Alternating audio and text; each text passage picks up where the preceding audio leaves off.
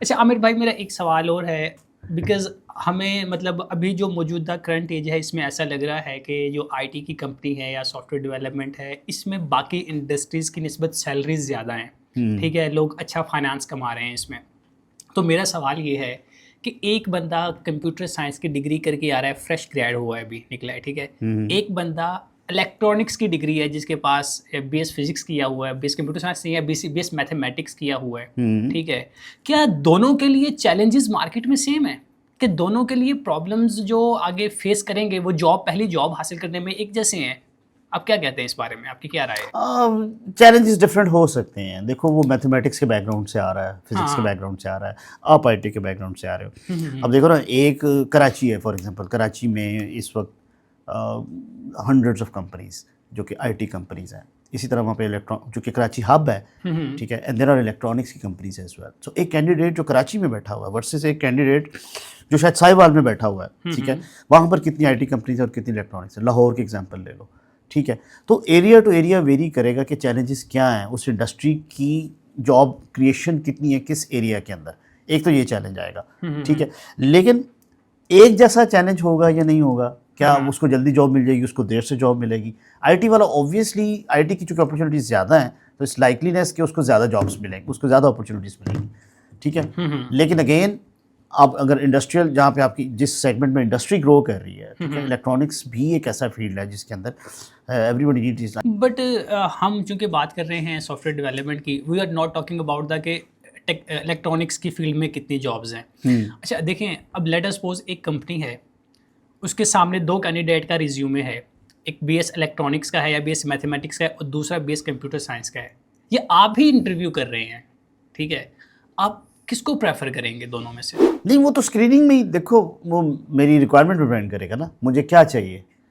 Definitely आप software engineering की field नहीं, में बैठे हैं तो आप बीएस इलेक्ट्रॉनिक्स को तो नहीं ना चाहेंगे, बिकॉज वो वहाँ पे उन्होंने उसने, सर्किट बंदे ने बनाने अप्लाई हैं। किया है उस जॉब के लिए, तो हाँ कुछ तो हाँ। उसने सोच के, इतनी उसने सैनिटी तो की होगी उसकी कि वो क्यों अप्लाई कर रहा है, ठीक है। Maybe there is an engineering app जिसके लिए उसने अप्लाई किया। मे बी मेरी रिक्वायरमेंट ये है, उस बंदे के पास, उसने इलेक्ट्रॉनिक्स में बट कुछ साइंस अब कोर्सेज देखिए पढ़े ना हैं। आमिर भाई, हम बहुत सारी चीज़ें मे बी के ऊपर लेके नहीं चल सकते।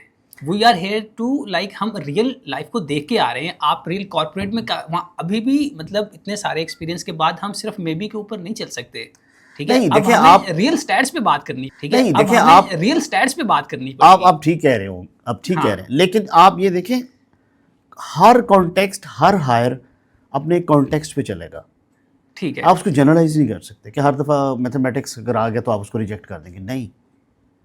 ठीक है, तुम एक कंपनी के साथ काम कर रहे हो और वो तुम्हें कहती है मुझे डिजिटल ट्रांसफॉर्मेशन करिए, मैं ऑयल एंड गैस कंपनी हूँ, हाँ हाँ। ठीक है। और तुम ना मुझे 100 एसएमईज दे दो जो जिनको ऑयल एंड गैस का पता होगा, ठीक है। ठीक है, और उनका कुछ आईटी का बैकग्राउंड भी। अब तुम्हारे पास आईटी की रिज्यूमेस भी कुछ आएंगे, और तुम्हारे पास कुछ उनके पेट्रोलियम इंजीनियर्स के भी आएंगे या केमिकल इंजीनियर्स के भी आएंगे। ठीक व्हाट है। Would you do? Obviously there is नहीं, तो तुम्हें नीड के मुताबिक इवेलुएट करना पड़ेगा। इट्स नॉट अ जनरलाइजेशन कि वो चूँकि वो टैबूज है कि वो चूँकि मैथ्स है और आईटी चूँकि बहुत बूमते हैं तो मैं उसको हायर नहीं करूँगा, अच्छा या अच्छा। अदर वे अराउंड, ठीक है। एक इंजीनियरिंग कंपनी, उसमें जो है वो अगर आईटी की रिक्वायरमेंट है तो वो आईटी के लोगों को नहीं हायर करेगा, वो इंजीनियरिंग के लोगों को हायर करेगा। So the basic thing is need. ठीक है। अच्छा आमिर भाई, एक ना इस टॉपिक से रिलेटेड मेरा एक छोटा सा और लास्ट क्वेश्चन है। आप लाइक इसको क्विकली आप कुछ टिप्स इसके बारे में शेयर कर दें। चलें देखें, बीएस कंप्यूटर साइंस का जो बंदा है उसको तो जॉब थोड़ी सी बाकी डिग्रीज़ की निस्बत, मेरी ये अंडरस्टैंडिंग है, I could be the wrong, but मेरी ये अंडरस्टैंडिंग है, उसको जल्दी जॉब मिल जाती है। और फिर मार्केट्स में उसकी जो सैलरीज होती हैं वो भी दूसरी डिग्री वालों की निस्बत ज़्यादा होती हैं। अच्छा बस मैं आपसे क्वेश्चन मेरा ये है कि अगर कोई बीएस मैथमेटिक्स या इलेक्ट्रॉनिक्स की डिग्री करके हमारी फील्ड को ज्वाइन करना चाहता है, तो क्या प्री रेक्विजिट्स हैं या क्या एडिशनल चीज़ें हैं कि उसको वो आनी चाहिए, देन उसको कहीं भी इंटर्नशिप के लिए या फर्स्ट जॉब के लिए अप्लाई करना चाहिए?